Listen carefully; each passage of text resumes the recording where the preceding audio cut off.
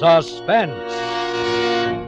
Among wine stewards, the men who are responsible for the wine selections in the cellars of famous hotels and restaurants, the choice is Cresta,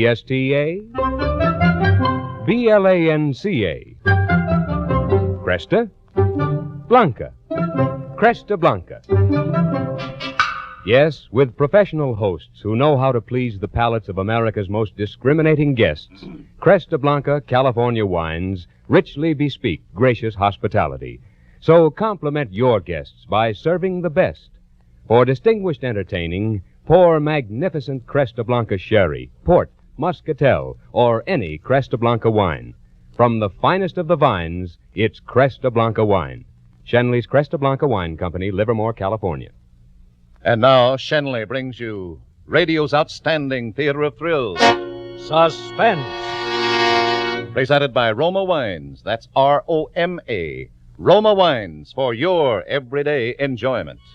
Tonight, Roma Wines of Fresno, California bring you Mr. Walter Abel in Quiet Desperation, a suspense play produced, edited, and directed for Shenley by William Spear. It was during my lunch hour one day. Funny, I can't even remember the name of the book. Anyway, the sentence was, "The mass of men lead lives of quiet desperation."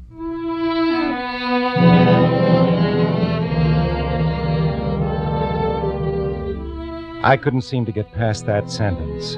Quiet desperation. That was me the author was talking about, Homer Bigelow. And suddenly I thought, why should I go on like that? I was desperate, okay, but why should I be quiet? Why shouldn't I do something about it?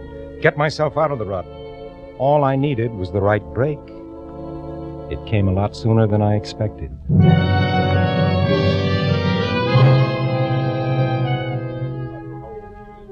One day, just before my vacation, I happened to overhear Mr. Pearson, he's president of the bank, talking to one of the bank's directors, Corbin Vandergriff.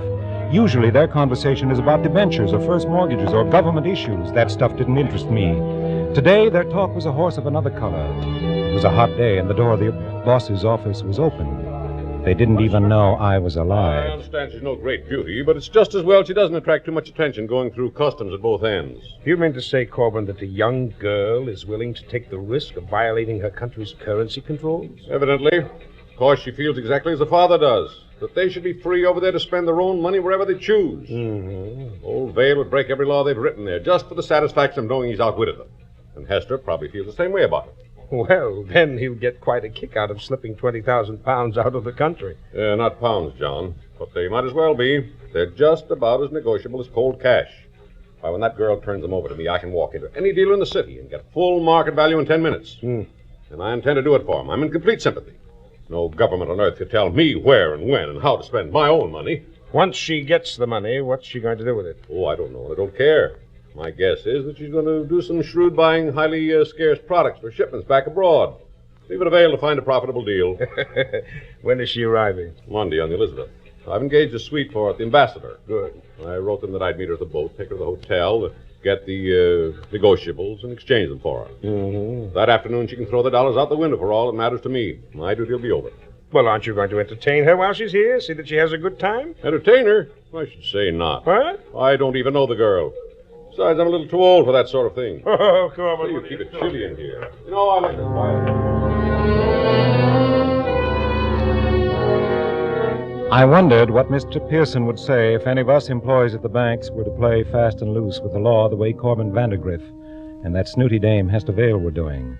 He wouldn't be quite so sympathetic and understanding. You can bet your bottom dollar on that. That kind of skullduggery was labeled strictly for the rich. I should have put the whole thing out of my mind, but somehow I couldn't. 20,000 pounds. $80,000 in American money. I stood there outside Mr. Pearson's office. I was shaken out of my quiet desperation. Somehow, I just stood there dreaming about romance and adventure that you could buy with money. Well, Homer, you all set for your vacation? Oh, yes, sir. Leaving Friday for good old Eel River. My 13th year there. Well, I envy you, son. I won't be going up until September. Then you'll be fishing up at Eel River again this summer. Oh, yes. I wouldn't miss it for anything. I wrote Emil and told him to expect me. We'll be quite a party this year. 5 of us, you know. Say, did I tell you about the trout I caught last year? Yes, the bank president and his lowly employee both went to the same place for their vacations. But what a difference. When he went out fishing, he had 2 guides per man with him to pack and carry, to paddle and cook, to set up camp, to do everything that needed doing. Whereas I had to do everything for myself and by myself. Well, have a good time, Homer. I'll see you when you return. I'll say goodbye now. I won't be back anymore today. Goodbye, sir, and thanks.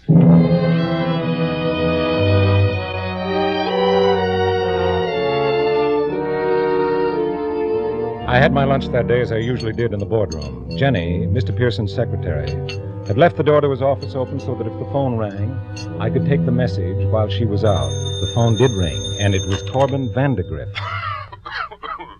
Who is this? This is Homer Biglow, Mr. Vandergriff. Oh, yes, Homer. Sorry. Make sure to give this message to Mr. Pearson. I'm laid up here in the country with a cold. I won't be able to get to the city for that appointment on Monday. Mr. Pearson knows all about it. Ask him to meet Miss Vale at the boat for me and see to it that she's settled at the hotel. Tell him not to expect me back in the city until next Wednesday at the earliest. Yes, sir. Tell him I'll take care of that financial matter for Miss Vale when I get in. It can wait until Wednesday. Yes, sir.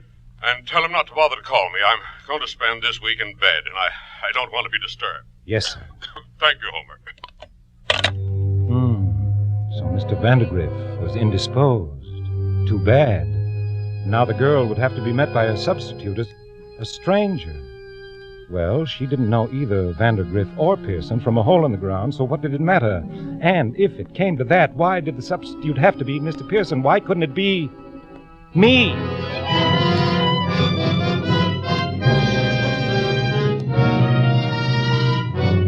For Suspense, Roma Wines are bringing you Walter Abel in Quiet Desperation.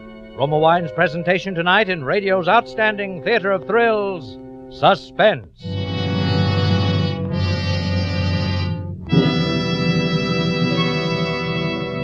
Suspense, radio's outstanding theater of thrills, is being brought to you by Roma. That's R-O-M-A. Roma Wines. America's largest selling wines. Mark Twain once said, "Everybody talks about the weather, but nobody does anything about it." Well, that may have been true in Mark Twain's time, but today it's a different story. Today there's an easy way to beat the heat. Just half fill a glass with better-tasting Roma wine, such as rich Roma Tokay, fruity Roma Zinfandel, or mellow Roma Claret. Add ice, fill up with soda, sweeten to taste, and garnish with fragrant mint or fruit slices. Then lean back and enjoy Roma wine and soda, America's smartest, coolest summer drink. I'm sure you'll agree that Roma wine and soda, so delicious, so refreshing, so cool to come home to, is the perfect warm weather thirst quencher. Perfect for summer entertaining. So inexpensive, too. It's a hot idea to treat your family and friends to cold, refreshing Roma wine and soda made with better tasting Roma wines. America's favorite wines. And now Roma Wines bring back to our Hollywood soundstage Walter Abel as Homer Biglow with Kathy Lewis as Hester Vale in Quiet Desperation, a play well calculated to keep you in suspense.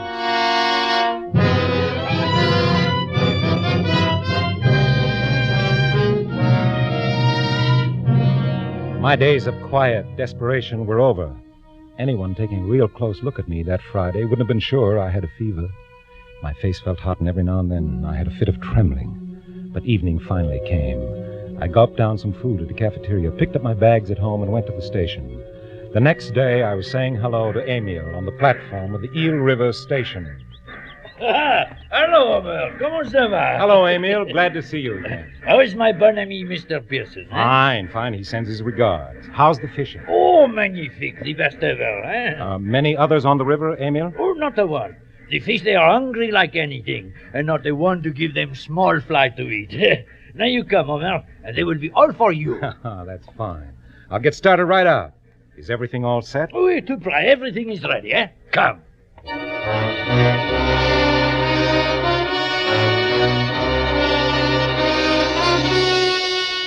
In half an hour, I was at the camp on the shore of Eel River.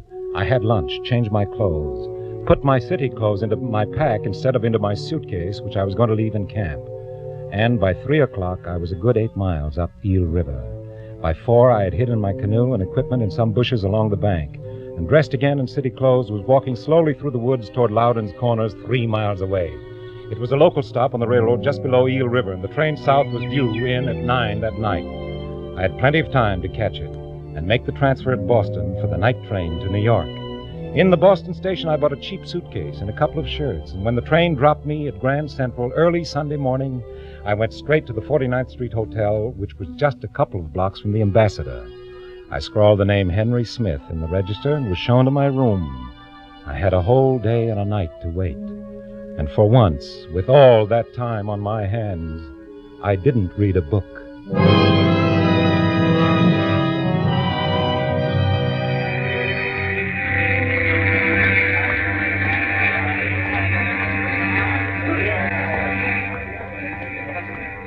Excuse me, where could I find a Miss Vale, one of the passengers? What name? Hester Vale. Vale, look over there by the fees. If she hasn't gone through, she's probably there. Thank you. Miss Vale? Miss Vale? Over here. Good morning, Miss Vale. I'm... You're Mr. Vandergrift. That's right. So good of you to come. My father promised you'd meet me. Oh, how is your father? Oh, he's very well, thank you. Still growling about Europe's ruin. It's been a beastly nuisance, this waiting. Is there anything I can do to help? Thank you. That chap's finally finished mucking about with my boxes. I think I was an adventuress smuggling something priceless into your country. I have nothing to declare, you know. Came with empty trunks. Expect to fill them up while I'm here. Can't buy a thing in Europe, you know. Europe's a dreadful nightmare. Yes, so I understand. Father wrote you all about it, did he? Foolish of him to write. Mail might have been opened. Oh, no. After all, the war's over. Is it? Well, shall I take you to your hotel? You probably want to rest. Rest? Not at all. I'm scooting out to the shops right off. Oh, you have enough money for shopping? Well, they allowed me £100. I still have most of it. That'll do for a starter. If they'd only known about, you know. Yes, if you'd care to turn over the contraband, I could see about converting it into dollars for you. Contraband, eh? Spies and all that sort of thing. That describes it exactly. It's very nice. But not now. I'll dig them out at the hotel. All right. Is there anything you'd like me to do this evening, or you'd like to do this evening? Well, oh, dear, I don't want to impose on your time. Oh, you're not imposing. It's a pleasure. But I'd like to see a play. One of your bright American musicals, if possible. Well, I think that can be arranged. Well. Suppose I call for you at 7. We can have dinner and then go to the theater. That's splendid. It's frightfully kind of you. Forget it. I haven't seen a musical myself.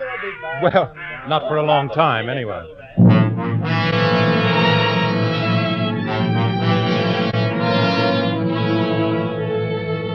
I took her to her suite at the Ambassador. Then I went back to my room to think over my plan. It was almost too simple. As soon as she turned the securities over to me, I'd take them to a broker and collect. Then I'd catch the night train back to Loudon's Corner, then through the woods to Eel River. By tomorrow afternoon, I'd be in my canoe again as if nothing had happened. A few days after that, the canoe would come drifting down the river wrong side up, and my stuff would be found floating in a quiet backwater. Under another name, I'd go out west. With $80,000, I'd never have to go back to that old life of quiet desperation. No, sir, I was through with that forever. As for the man who posed as Corbin Vandergrift, he'd never be found, and no one would ever connect him with the Homer Bigelow who was drowned on a fishing trip in the swift waters of Eel River 250 miles away.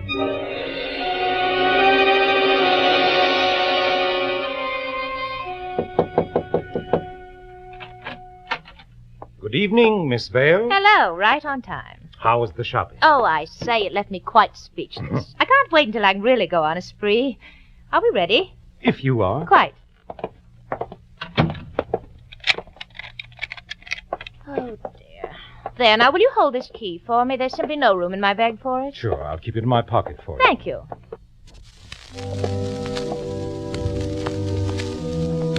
I picked a quiet little restaurant where I was sure I wouldn't meet anyone who knew me.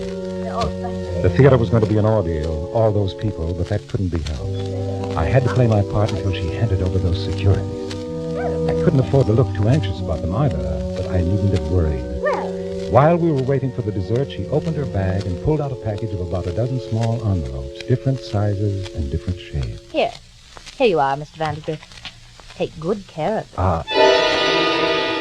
Are these? They are.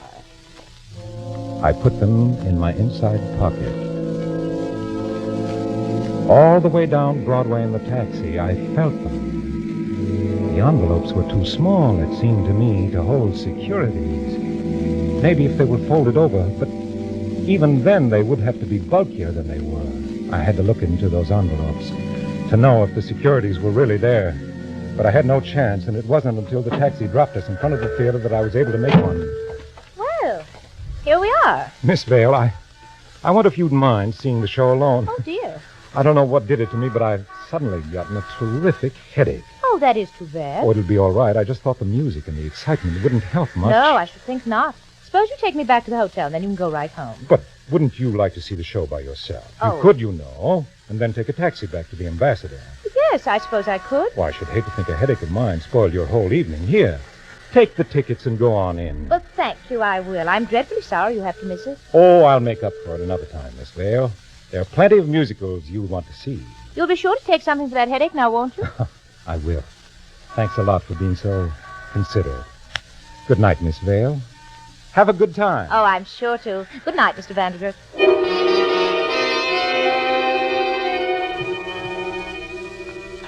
Back in my hotel room, with shaking hands, I opened the envelopes. They were nothing but letters from her friends, sent to her from different parts of the world, not a single security in any of them. Could it have been a mistake? Did she hand me the wrong package? Didn't seem possible. Maybe she suspected something was wrong and played a trick on me. I was sweating and reached for my handkerchief, and that's when I felt her hotel key still in my pocket. I threw the package of letters into my suitcase and walked over to the Ambassador, two blocks away. Her key opened the door, and I was alone in her suite. I had until at least 11:30, 2.5 hours. I took my time about it, making sure to put everything back exactly as I found it. I searched her baggage, the bureau, the drawers, the closet, every conceivable place, even under the rugs, and found exactly nothing. She had them on her then. I turned the light off and went into the bedroom to wait. Soon after 11:30, I heard the outer door open. Really, I'm terribly sorry to have caused this trouble. Mr. Vandergrift was suddenly taken with a headache, or I'm sure he wouldn't have forgotten to return my key. Well, it really doesn't matter, miss. You can use this duplicate until he returns it to you. Oh, it is a bother, though. Oh, not at all, Miss Vale. Happens often. Well, good night. Thank you. Good night. Oh! Oh, dear. Vandergrift, what are you doing here? I'm sorry to disturb you, Miss Vale, but I had to come back. You see, you forgot to give me the securities. Securities? Yes, the securities I was to have sold for you. Oh, my dear, but I didn't. Oh, no. There wasn't anything in the package except some letters from friends of yours. Who are you? You're not Mr. Vandergrift. Miss Vale, what my name is doesn't matter very much. By this time, it's enough for you to know that I want those securities and I need to get them. Hand them over. You get out of here. I warn you, Miss Vale, I don't want to get nasty, but I'm not going to leave without them. Stay away from me. The securities, Miss Vale? No. No. No. Where are they, Miss Vale? No. Tell me. I don't want to hurt you. The more she struggled, the tighter I gripped her throat. Her arms beat weakly against my side, and suddenly I got so mad at her that I... Where are they? Where are they? Tell me, where are they? My fingers tightened and strained against her soft flesh. Then suddenly she quit struggling, and when I loosened my grip, she fell down on the floor unconscious. Where was that purse of hers? Ah, there. I ripped it open. Nothing there but a powder compact and a lipstick and some change. Where could they be? She'd have to tell me. I'd make her. Miss Vale! Wake up, Miss Vale! She didn't move. And then I saw that she wasn't breathing anymore. I'd killed her.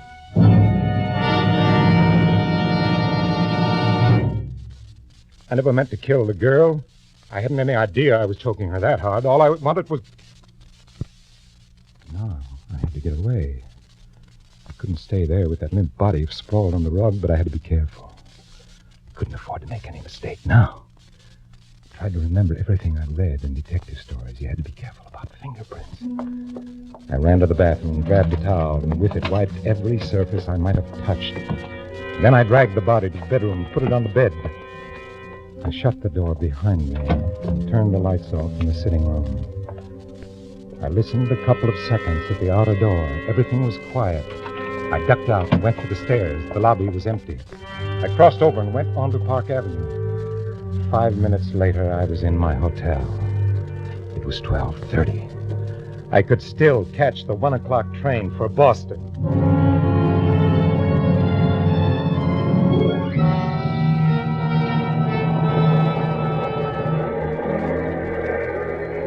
Fine mess I'd made. The best thing that could happen to me now, mind you, the best thing would be to get back home to the boarding house, to the bank, to that horrible, hopeless rut I tried to get away from.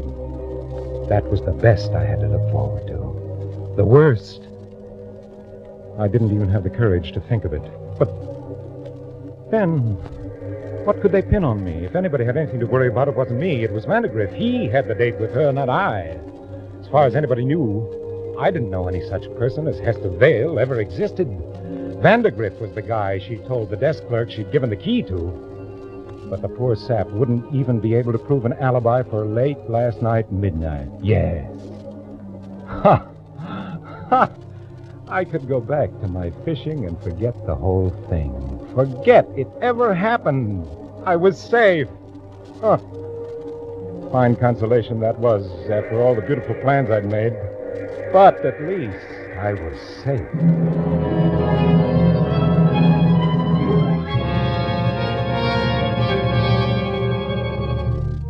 In Boston, I checked the new suitcase. I could pick it up on the way home. The local dropped me at Loudon's Corner. By noon, I was sitting over my campfire, having a bite, just like any other fellow out on a fishing trip. 10 days later, on a Saturday morning, I was back at Emil's camp. Ah, hey, Mr. Bigelow. How is fishing, huh? Fine, Emil, fine. Oh, you get nice sunburn, huh? Last the rest of the year, anyway, no? Did I really get that brown? Or like berry, huh? Real nice and quiet, no? I have no party fishing before August, when Mr. Pearson come with 4 friends. Yes, I know. He told me. He's some fisherman, Mr. Pearson. Always try for record. But you don't care for record, eh, Mr. Bigelow? You lead the simple, the quiet life. I guess I do. You enjoy it, no? Enjoy it? I try my best. You have other hobby, maybe, huh? No, I don't have any hobbies except reading. Oh, Mr. Pearson and me, we have same hobby. That's why we such good friends. Oh, I didn't know that. Oh, we great one for philately, les timbres, the stamp, you know? Someday I'll show you my collection. It feel 3 albums. But I have no so good collection like Mr. Pearson. But then I have no so much money. Neither have I. You make joke. Mr. Pearson, he very wealthy, I know. But still, Emil can give him some stamp once in a while. I have few duplicate. You do me big favor and give them to Mr. Pearson avec mes compliments, eh? What? Oh, sure, I'd be glad to. Ah, bien. Now I drive you to station. Next year you come again, no? Yes, I'll come again.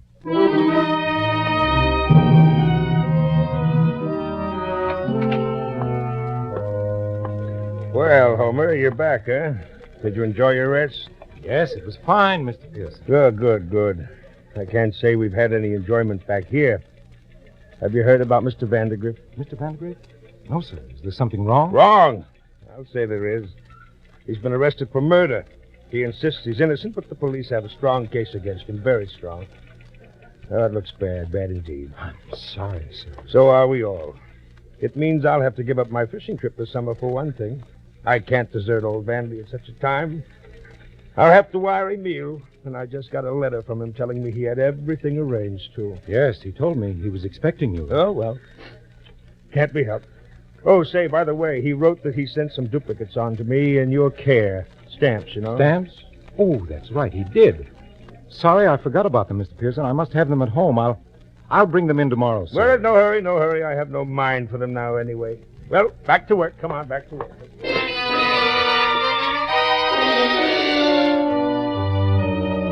That night I looked for the stamps, but I couldn't find them. How I ever managed to lose them, I'll never know. Now I'd have to explain to Mr. Pearson. No, I wouldn't have to explain. I still had those letters, her letters. They were from foreign countries. I'd take the stamps from those envelopes and give them to Mr. Pearson. He'd never know the difference. I knew how fussy he could get about a little thing like lost stamps.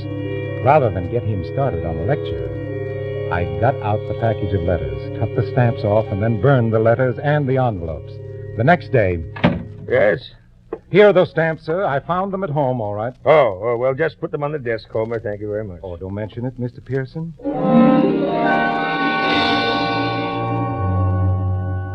I was having my lunch later in the boardroom when Mr. Pearson came in. He had a stranger with him. A tall man with an angry face. Yeah, here you are, Homer. Yes, sir? I want you to meet Mr. Scott. How do you do? I do. Those stamps you gave me, Homer, are you sure you got them from Emil? Oh, yes, sir. Just before I left, he gave them to me for you. No, Homer, no. I just called Emil. He told me he gave you some recent French issues. Those weren't the stamps you gave me. Oh. Well, Mr. Pearson, I guess you found me out. You see, I lost the stamps Emil gave me, and I didn't want to disappoint you, so I went to a stamp dealer's and picked up a dozen odd stamps to replace them. I didn't think it would make much difference. Is that your story, Bigelow? Why, what do you mean? It's true. They were very rare and very valuable stamps, Homer. You must have shelled out a pretty penny for them. Oh, I don't know. Mr. Pearson feels a man in your position couldn't afford to buy stamps like those unless... Unless what? Unless you didn't buy them at all, Bigelow. Unless you got them from the late Miss Hester Vale. Well, what's the matter, Homer? Is the name familiar to you? No. Why, no, sir. I never heard of... What makes us think so is that the stamps Miss Vale smuggled into this country were the same issues. And worth exactly as much. $80,000. Hey, we're worth $80,000? Could it be a coincidence, Mr. Bigelow?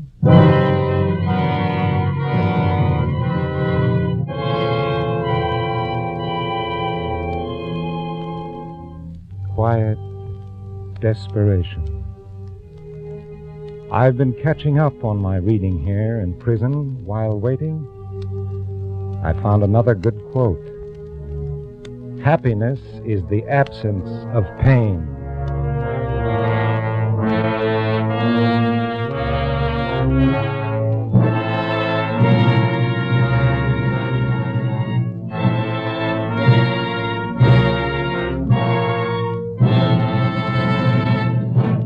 Suspense.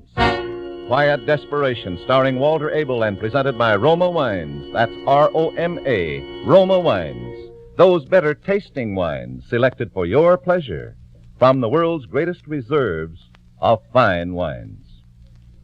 More Americans enjoy Roma wines than any other wines because Roma wines taste better. To create this better taste, Roma begins with natural juices, gently pressed from California's choicest grapes. Then, Roma master vintners with ancient skill and unmatched wine-making resources guide these luscious grape treasures unhurriedly to taste perfection. Then, these better-tasting wines are placed with mellow Roma wines of years before, and from these, the world's greatest wine reserves, Roma later selects for your pleasure. Right now, a wonderful way to discover the better taste of Roma wines is to serve Roma wine and soda, iced. For cool, lip-smacking refreshment, enjoy delicious Roma wine and soda made with your favorite Roma wine. That's Roma, America's largest selling wines. Walter Abel will soon be seen in the Hal Roach production, Fabulous Joe. Tonight's suspense play was by George and Gertrude Fass.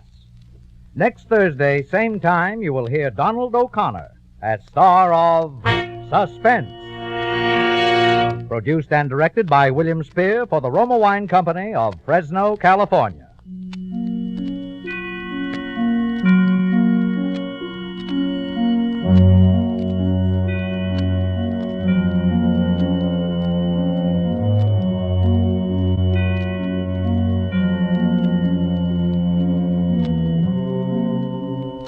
In the coming weeks, Suspense will present such stars as Edmund O'Brien, John Lund, Lloyd Nolan, and others. Make it a point to listen each Thursday to Suspense, radio's outstanding theater of thrills.